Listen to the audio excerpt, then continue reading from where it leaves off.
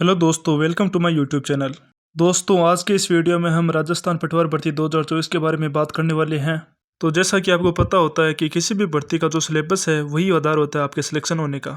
यानी कि आपकी जितनी समझ सिलेबस के बारे में होगी उतना ही ज़्यादा चांस है कि आपका सिलेक्शन श्योर होगा। तो इसी के बारे में अपन चर्चा करेंगे, क्योंकि न्यूज़ सबसे ज़्यादा मजबूत होनी चाहिए।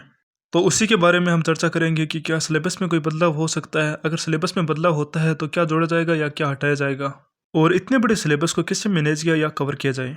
तो दोस्तों, सबसे पहले यह हमारा 2019 के पटवार भर्ती का सिलेबस पैटर्न है। तो दोस्तों, सबसे पहले अपन यह बात करेंगे सिलेबस में क्या बदलाव होगा। तो दोस्तों, सिलेबस आपकी पूरा का पूरा जोड़ा गया है, यानी कि इसमें सारी की सारी चीज़ें आ गई है। इसमें इतना ऐड करने का कुछ झमेला लगता नहीं है, या फिर ऐसा किया जाए कि इसमें से कोई चीज़ हटा दी जाए, ऐसा तो कोई लगता नहीं है कि कुछ इसमें हटाया जाएगा। तो दोस्तों, इस राजस्थान पटवार भर्ती में या तो कुछ हटेगा नहीं या कुछ जुड़ेगा नहीं। शायद तक यही जो सिलेबस है यही सेम रहने वाला है, कुछ ऐसा तो कुछ है नहीं जो छोड़ दिया गया हो या फिर कुछ नई चीज़ें ऐड करनी हो। अब बात आती है दोस्तों, अगर सिलेबस यही रहेगा तो बदलाव क्या होगा। तो दोस्तों, अगर कुछ बदलाव होगा तो ये जो आप पैटर्न देख रहे हैं वो एवरेज परसेंटेज या फिर जो नंबर है क्वेश्चन के या टोटल मार्क्स है, इसमें कुछ बदलाव हो सकता है। तो वो कैसे, तो चलिए जानते हैं। यानी कि जो आपका इंडिया जीके वो अगर 25 नंबर के आने वाला है, तो इस बार जो राजस्थान जीके है उसको 25 नंबर का कर दिया जाए और इंडिया जीके को 35 नंबर का कर दिया जाए, ऐसा कुछ बदलाव हो सकता है। अगर कुछ सिलेबस में बदलाव किया जाएगा तो जो पैटर्न है उसमें कुछ बदलाव किया जाएगा, तो और सिलेबस है वो सेम रहेगा।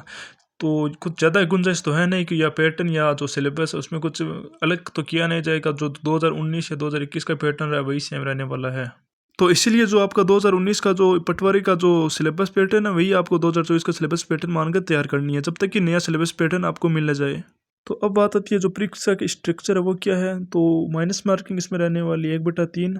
आपके क्वेश्चन आने वाले हैं 150, टाइम मिलने वाला है आपको 2 घंटा। और सब्जेक्ट तो आपके पता ही है, जनरल साइंस हो गई, हिस्ट्री हो गई, पॉलिटिक्स हो गई, जियोग्राफी हो गई। ये सब इंडिया की और राजस्थान की हिस्ट्री, जियोग्राफी और पॉलिटिक्स है। फिर मैथ होगी, रीजनिंग होगी, हिंदी इंग्लिश होगी, कंप्यूटर के क्वेश्चन आएंगे। और तो अब बात आती है आपके एग्ज़ाम के बारे में। टोटल क्वेश्चन 150 होंगे, 1/3 माइनस मार्किंग होगी। टोटल समय आपको 3 घंटा दिया जाएगा। और सिलेबस में आपके general science, India history, India geography, India politics, general knowledge, current affair, Rajasthan history, Rajasthan politics, Rajasthan geography, Hindi English, computer के कुछ बेसिक क्वेश्चन होंगे और रीजनिंग मैथ होगी।